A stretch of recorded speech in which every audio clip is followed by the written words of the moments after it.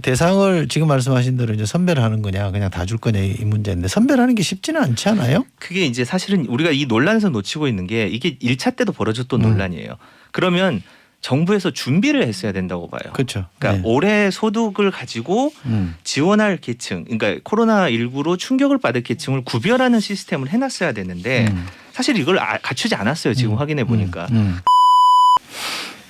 자, 재난지원금 2차로 주는 거는 기정사실화가 된 것 같은데 정부 입장은 아직 명확하지는 않대요. 예, 총리가 그제 국회 나와서는 딱 유보적이다. 본인 표현으로 그렇게 썼어요. 그러니까 쌍수를 들어서 정부가 반대하고 있는 건 아닌데 빚을 져서 이렇게 필요하면 또 빚까지 져야 되는데 그런 상황이 안 왔으면 좋겠다. 뭐 이러고 있는 거예요. 그러니까 일단은 재정 건전성 부담이 좀 있는 건데 지금 이 재난지원금 관련 논란이 벌어지는 것들을 보면 이 성격이 뭐냐를 놓고 그 서로들 다른 생각을 가지고 이야기를 하다 보니까 그 부딪히는 지점들이 좀 달라요. 이게 그러면 재난지원금이 우리나라의 복지 정책이냐, 긴급 구제 정책이냐, 아니면 경제 활성화를 위해서 하는 어떤 대책이냐 이런 성격을 놓고 봐야 되는데, 자 이게 복지 정책, 그러니까 다시 말하면 어느 나라가 경제적으로 어떤 충격을 받아서 갑자기 취약계층이 된 사람들의 경제적 존엄을 보호해 줄 수 있는 그런 시스템 차원에서 접근을 하는 걸로 보면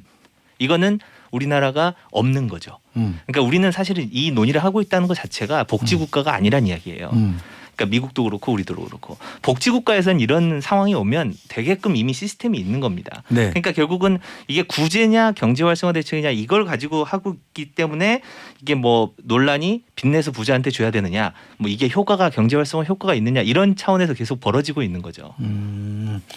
1차 재난지원금에 대해서는 많은 사람들이 좋아하고 긍정적인 효과를 미쳤다고 보던데 기재부 장관은 꼭 그렇지 않은 것 같던데요. 예, 기재부 홍남기 경제부총리가 국회 예결위에서 발언을 했는데 1차 지원금이 정부 쪽으로만 14조 원을 했는데 효과로 보면 소비로 이어지는 실질적 효과로 보면 3분의 1 정도 된다 판단한다 이렇게 밝혔거든요. 근데 좀 이상하잖아요.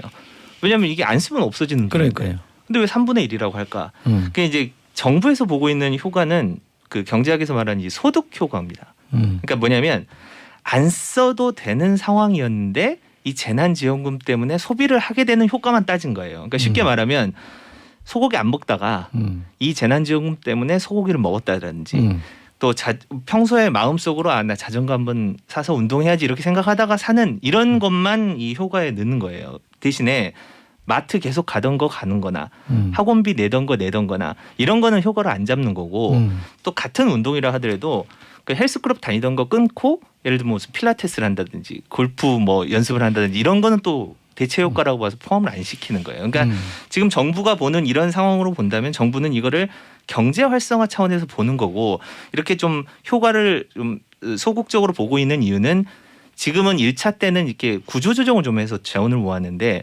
2차부터는 국채를 발행해야 되거든요. 네. 그러니까 이게 약간 좀 부담이 돼서 그런 것 같은데 효과는 어땠냐?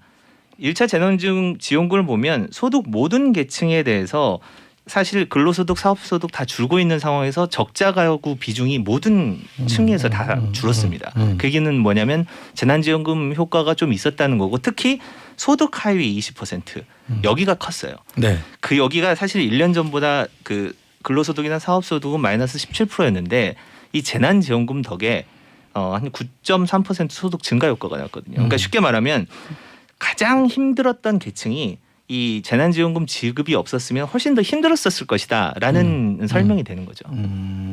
우리나라 출신으로 지금 영국 가서 캠브리지인가요, 옥스퍼드인가요 교수하고 있는 장화준 교수 얘기 들어보면 대한민국은 나라 빚이 그렇게 많은 나라가 아니기 때문에 너무 부담 갖지 말고 재정적으로 돈을 많이 풀어야 된다 이러던데 실제로 그래야 되는 거 아니에요? 그러니까 우리나라 경제 규모 대비 공공비 부채라고 하는데 그게 한 43%예요. 세계 최저예요. 근데 왜 그럼 기재부 공무원들은 저러냐? 속도가 증가 속도가 좀 빠르다는 거예요. 지금 증가 속도가 우리가 세계에서 한 4번째로 빠르기 때문에 좀 속도가 빠르지 않느냐라는 거 하나. 또 하나는 40%라는 그 수치에 좀 민감해요. 이게 예전 IMF 기억 때문에 좀 그런 것 같기는 한데 근데 사실 지금 우리가 그런 거 따질 때가 아니거든요. 왜냐하면 지금 전 세계 평균이 공공부채가 110%예요. 그리고 독일 같은 경우는 한 70% 정도 됐는데 여기는 지금 경제 지원한다면서 한 GDP 대비 한 30%를 지금 풀고 있는 상황이거든요. 그럼 왜 그러느냐?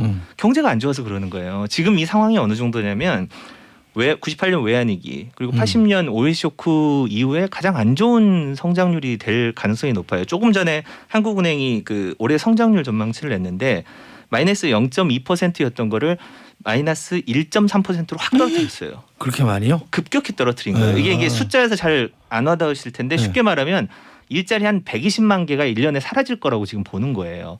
대단히 상황이 안 좋은 거죠. 근데 우린 여력이 있잖아요. 네. 여력이 있으면 쓸 법하다라는 거죠. 근데 이제 이거를 지급하는 방식에 대한 논란을 놓고 지금 이 한정된 재원을 그 예를 들면 취약계층한테 한 80만 원씩 주느냐 전 국민한테 50만 원씩 주느냐 이거 가지고 지금 논란이 벌어지고 있는 이런 상황인 거죠.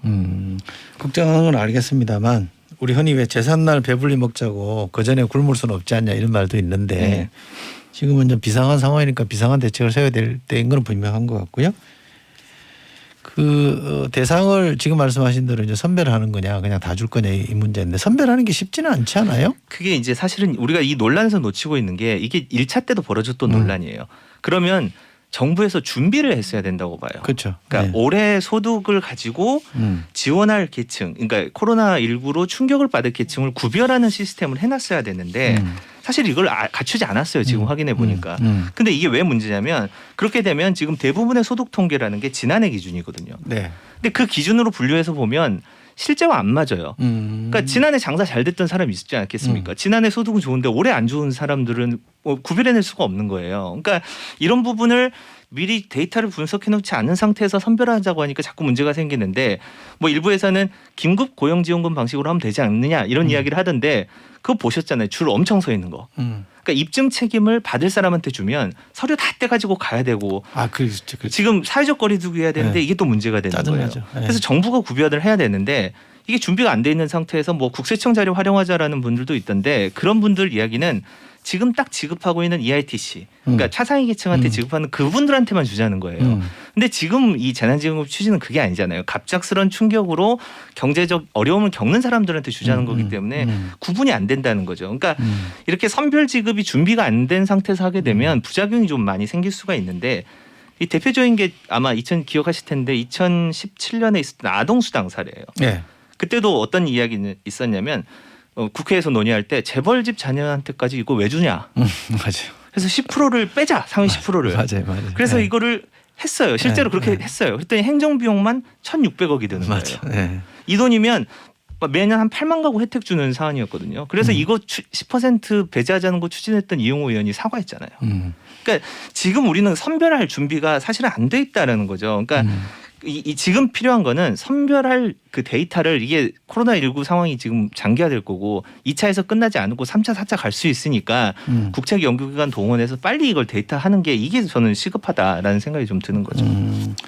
외국에도 복지 선진국에서도 복지를 줄 때 민즈 테스트 같은 걸 해가지고 그러니까 자산 조사 같은 걸 그렇죠. 해가지고 주게 되면 또 다른 생기는 문제점 중에 하나가 낙인 효과 같은 게 있다는 거 아니에요? 그렇죠. 사람들이 피하게 되고 네. 그거 받으면 내가 이상한 사람처럼 미치게 그렇죠. 되는. 물론 뭐 그런 단점만 있는 건 아니겠습니다만 잘 판단해야 될 것 같은데 하게 되면 추석 전에 하는 게 좋잖아요. 지금 이제 여당 일부에서는 이제 추석 전에 경제 활성화를 위해서 이걸 지금 하겠다라고 하는 거잖아요. 근데 아까 말씀드렸다시피 이 선별할 수 있는 시스템이 안 되니까 지급을 하게 되면 그냥 다 주는 게 맞기는 해요. 근데 이게 과연 경기 활성화를 위한 거냐라고 보면 조금 생각해 볼 필요가 있어요. 왜냐하면 경기 활성화를 위해 돈 준다는 거는 나가서 외식하고 쇼핑하고 여행 다니라는 거잖아요. 사회적 거리두기하고 집콕해야 되는데 지금 그럴 상황은 아니지 않냐라는 거죠. 그러니까 이 주는 거는 필요하다고 봐요. 왜냐하면 구별할 수 있는 상황이 아까 말씀드린 대로 좀 어려우니까. 그러면 일단 다 주고 그다음에 이걸 소득으로 잡아서 연말정산이나 뭐 세금이나 이런 거로 연말에 고소득층한테 회수하는 방식이 현재로서는 필요하고 더욱 중요한 건 아까 말한 대로 선별 시스템을 빨리 갖춰라. 올해 소득을 바탕으로. 이게 쉽게 끝날 상황이 아니기 때문에. 네, 알겠습니다.